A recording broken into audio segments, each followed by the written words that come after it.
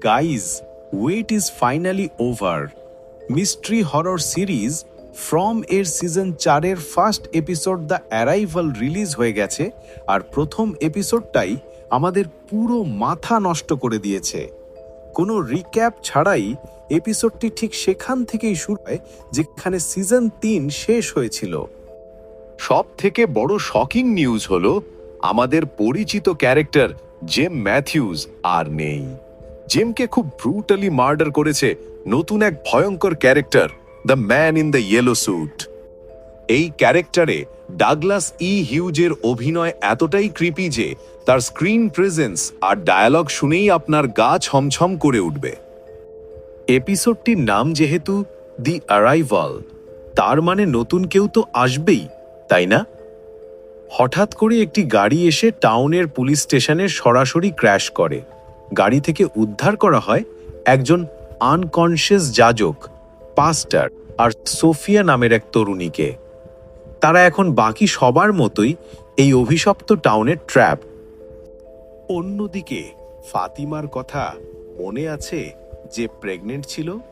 সে আসলে কোনো নর্মাল বাচ্চাকে জন্ম দেয়নি, বরং জঙ্গলের ওই ভয়ঙ্কর ক্রিয়েচারগুলোর মধ্যে একটিকে জন্ম দিয়েছে।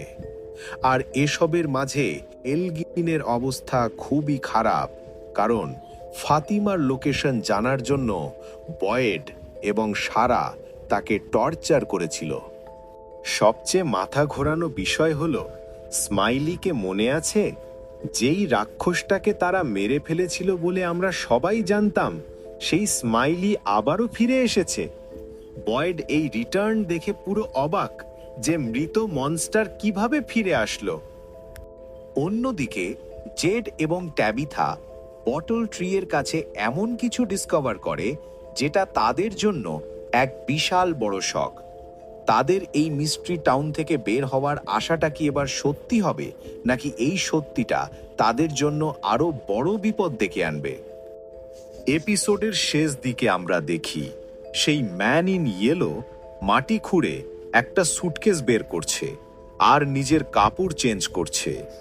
সবচেয়ে ইন্টারেস্টিং ব্যাপার হলো, জুলির সাথে তার একটা অদ্ভুত কানেকশন আছে বলে হিন্ট দেওয়া হয়েছে। তাদের কথাবার্তা শুনে মনে হয় যেন তারা আগে থেকেই একে অন্যকে চেনে।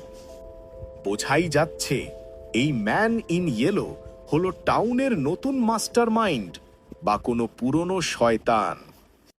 তো গাইজ, সিজন 4 জাস্ট শুরু হলো আর এখনই এতগুলো প্রশ্ন। ম্যান ইন ইয়েলো আসলে কে? স্মাইলি কিভাবে বাঁচলো?